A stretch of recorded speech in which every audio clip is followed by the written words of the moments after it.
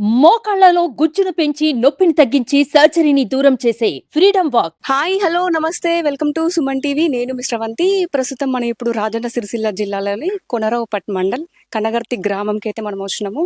So Kanagarthi గ్రామంలో చుట్టూ నలుదిక్కులైతే వివిధ రకాలైతే విగ్రహాలు అయితే బయటకు వచ్చినాయి, అంటే బయటపడ్డాయి. తర్వాత అవి ఎప్పటి నుంచో ఉన్నాయి, వీళ్ళు ఇక్కడ ఉన్నటువంటి గ్రామ ప్రజలు చూసినప్పటి నుంచి ఉన్నాయి. మనం ఇప్పుడు ఇంకా వేరే విగ్రహాల దగ్గర కూడా వచ్చినాము. సో రండి వెళ్దాము. ఇది ఒక చింతల చెరువు అంట. ఈ చెరువులోనే ఇంకా వేరే విగ్రహాలు కూడా ఉన్నాయట. అవి కూడా నేను మీకు చూపించే ప్రయత్నం అయితే చేస్తాను. రండి, ఇలా రండి, నాకు మంచిగా క్లియర్ గా అనిపిస్తుంది. సో ఇక్కడ ఇదైతే ఒక చింతల చెరువు అంట. ఇప్పుడైతే నీళ్లు లేవు. అక్కడ ఒక చింత చెట్టు కూడా కనిపిస్తా ఉంది. ఆ చింత చెట్టు వల్ల దీనికి చింతల చెరువు అనే ఒక పేరు కూడా వచ్చిందట. మనకు తెలిసిన ప్రకారము ఇది ఒక 50 ఏళ్ల నాటి విగ్రహము, అంటే అప్పుడు ఇప్పుడు బయటపడ్డది అనమాట. ఇది ఓరుగల్లు విగ్రహం అట. విగ్రహం కూడా బాగుంది. ఇది కూడా మంచిగా చెక్కు చెదరకుండా శిథిల వ్యవస్థలో ఉందంటే శిథిల వ్యవస్థలో ఉంటే బయటకు వచ్చింది. ఇప్పుడు ఇది ఒక కట్ట, ఇది అందులోంచి అయితే బయటకు వచ్చి అయితే మనకు ఒక విగ్రహం ఇటు నుంచి చూడాలి, అటు నుంచి చూస్తే అర్థం కాదు కాబట్టి మనం ఇటు నుంచి చూసుకోవాలి. ఓరుగల్లు అని చెప్పేసి ఇక్కడ ఉన్నటువంటి వాళ్ళైతే అంటున్నారు. మనం దీని గురించి కూడా మనం తెలుసుకుందాము. ఇది చింతల చెరువు. అప్పట్లో ఇక్కడ ఒక శివాలయం ఉండనట, దాని వల్లనే ఇది బయటకు వచ్చిందని చెప్పేసి అయితే అంటున్నారు. సో మనము ఇక్కడ కూడా గ్రామ పెద్దలు ఉన్నారు కాబట్టి మనం వారిని కూడా అడుగుదాం. సో నేను ఇందాక చెప్పాను కదా, కనగర్తి గ్రామంలో నలుదిక్కుల విగ్రహాలు అయితే ఉన్నాయని చెప్పేసి. సో మనం ఇప్పుడు ఇంకొక విగ్రహం దగ్గర కూడా వచ్చినాము. ఇది కూడా అక్కడ చెట్టు దగ్గర ఉంది. రండి, నేను వెళ్ళి మీకు కూడా చూపిస్తాను. ఇక్కడ పత్తి చేను ఉన్నట్టుంది. పత్తి చేను దగ్గర తుమ్మ చెట్టు కింద ఉంది ఈ విగ్రహము, భైరవుడు. సో నేను కూడా భైరవుని దగ్గరికి వెళ్తున్నాను కాబట్టి ఏ దేవుడి దగ్గరికి వెళ్ళినా కూడా చెప్పులిప్పి మనం వెళ్ళాలి. మన సాంప్రదాయం, మన నమ్మకాలు దేవుడి మీద. సో ఈ విగ్రహము చాలా ఏళ్ల నాటి విగ్రహము, అంటే అప్పట్ల కాలం. అసలు మనం ఎవ్వరం కూడా పుట్టలేము. ఈ ఊరు వాళ్ళకు కూడా ఈ విగ్రహము ఎప్పటి కాలం నాటిదో కూడా తెలీదు. చాలా ఏళ్ల నాటి విగ్రహము భైరవుడు. ఈ విగ్రహం అయితే భైరవుడు. సో మీకు దగ్గరకు వస్తే కూడా క్లియర్ గా కనిపిస్తుంది. అసలు ఎలా చెక్కారు నాకు కూడా ఒక డౌట్. అప్పట్లో అయితే వెరీ ఫాస్ట్, మంచిగా చెక్తారు, మంచిగా ఉంటుంది. దేని దాన్ని కూడా మనకు క్లియర్ గా కనిపిస్తోంది. సో ఇక్కడ చూసుకుంటున్నట్టయితే త్రిశూలం చూడండి, ఎంత చక్కగా కనిపిస్తుంది త్రిశూలము. కింద కూడా తల, భైరవుడు తల పట్టుకుంటాడు కదా, ఇట్లా చేతులతో తల పట్టుకుంటాడు కదా, అది. ఇది డమరుకం చూడండి, ఎంత నీట్ కూడా, కొంచెం కూడా విగ్రహం డ్యామేజ్ కాలేదు. కింద చేతితో కత్తి, తల నరికాడు చేత్తో, ఇక్కడ పట్టుకున్నాడు. ఇది కత్తి. ఇదేమో డమరుకం, ఇలా ఉంటుంది కదా డమరుకం. ఇది త్రిశూలం, ఇలా పట్టుకుంటాడు భైరవుడు. ఇది కూడా ఇక్కడ ఈ ఊరి వాళ్ళకు కూడా ఇక్కడ దొరికిందట, తీసుకొచ్చి అయితే ఇక్కడ పెట్టారంట. అసలు ఇది కనగర్తి గ్రామం ప్రతి చోట నలుదిక్కుల అన్ని వివిధ రకాల విగ్రహాలు అయితే ఇక్కడ ఉన్నాయి. అంటే నాకు తెలిసిన మట్టుకి ఏంటంటే ఇక్కడ, అంటే ఈ విలేజ్ లో అప్పటి కాలంలో గుళ్ళు ఎక్కువ ఉన్నట్టున్నాయి. అంటే అప్పుడు కాకతీయులు కదా, అప్పుడు ఉంటారు కదా, వాళ్ళు ఎక్కువ గుళ్ళు గోపురాలు నిర్మించినట్టున్నారు.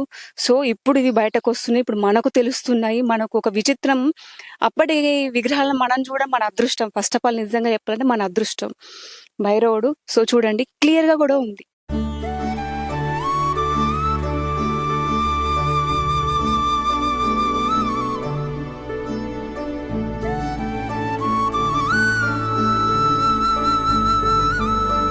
ఇన్ని సంవత్సరాలు అయినా కూడా ఎక్కడ కూడా అసలు డ్యామేజ్ అనేదే లేదు. సో చూసారా, దేవుడు అంటే నమ్మకం ఉన్న వాళ్ళు ఇది నమ్మొచ్చు. ఇక్కడ ఒక తాత ఉన్నాడు, మల్లయ్య. ఈ తాత గారిని కూడా అడుగుదాము. ఎందుకంటే ఈ తాత పుట్టినప్పటి నుంచి కూడా ఆ విగ్రహాన్ని చూస్తుండట. ఎందుకంటే ఇది ఊరి గురించి, ఈ ఊరి విశిష్టత గురించి మొత్తం ఈ తాతకు తెలుసు కాబట్టి. ఎందుకంటే పెద్దవాళ్ళని అడిగితేనే మనకు ఇంకా తెలియని విషయాలు తెలుస్తాయి.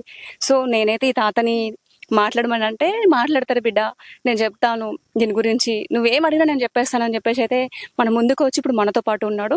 ఈ తాతని అడుగుదాం. నమస్తే తాత. నమస్తే. నేను 85 సంవత్సరాలు ఉన్నా.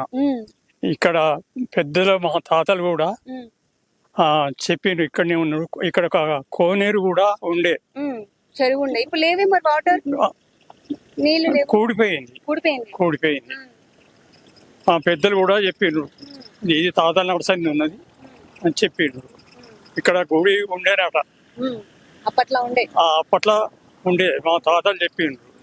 ఇప్పుడు మీరు ఇది చూసి విగ్రహం చూసి ఎన్ని రోజులు అవుతుందంటే మీరు పుట్టినప్పటి నుంచి ఉందా? పుట్టినప్పటి ఉంది. ఏం పేరు? అప్పుడు విగ్రహం చెక్కి ఉంది కాబట్టి ఆ బండకి చెక్కి ఉంది కదా, ఆ విగ్రహం పేరు ఏం పేరు?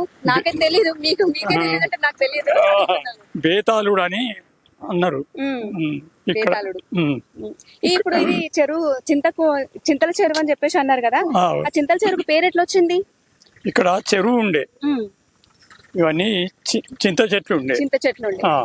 ఈ చెరువు కట్టకు మొత్తం అన్ని చింతల చెట్లు. చింతల చెట్లు ఉండే, చింతల చెరువు అని పేరు వచ్చింది. చింతల చెట్లు ఉంటే చింతల చెరువు అని పేరు వచ్చింది. కానీ ఇక్కడ ఒక కొనేరు మాత్రం ఉండే, కూడిపోయింది. ఇప్పుడు మీ కనగర్తి గ్రామము అన్ని ఇప్పుడు ఇట్లాంటి విగ్రహాలన్నీ బయటకు వస్తున్నాయి. మేము కూడా వచ్చినాము. మాది చూసి కూడా ఇంకా వేరే వాళ్ళు వస్తారు, వేరే వాళ్ళు కూడా తెలుసుకుంటారు. మీకు ఎట్లా అనిపిస్తుంది? ఇప్పుడు మీ ఊర్లో ఇంత మంచి విగ్రహాలు ఉన్నాయి, కొన్ని ఏళ్ల నాటి విగ్రహాలు ఉన్నాయి కాబట్టి ఇప్పుడు మీ ఊరు కొంచెం గొప్పనే. ఇక మీకు ఎట్లా అనిపిస్తుంది? గొప్పనే ఉన్నది, మాకెంతో సంతోషంగా ఉంది. ఎందుకంటే దేవుళ్ళన్ని గుళ్ళన్ని మీ ఊర్లోనే ఉన్నట్టు ఉన్నాయి. అప్పట్లో మీ ఊర్లో ఇంకా చాలా గుళ్ళు ఉన్నట్టున్నాయి నాకు తెలిసి. ఇంకా 2 జాలు ఉన్నాయి. అన్ని చాలా గుళ్ళు ఉన్నాయి కాబట్టి అవన్నీ ఇప్పుడు బయటకు వచ్చి మనకు కనిపిస్తుంది.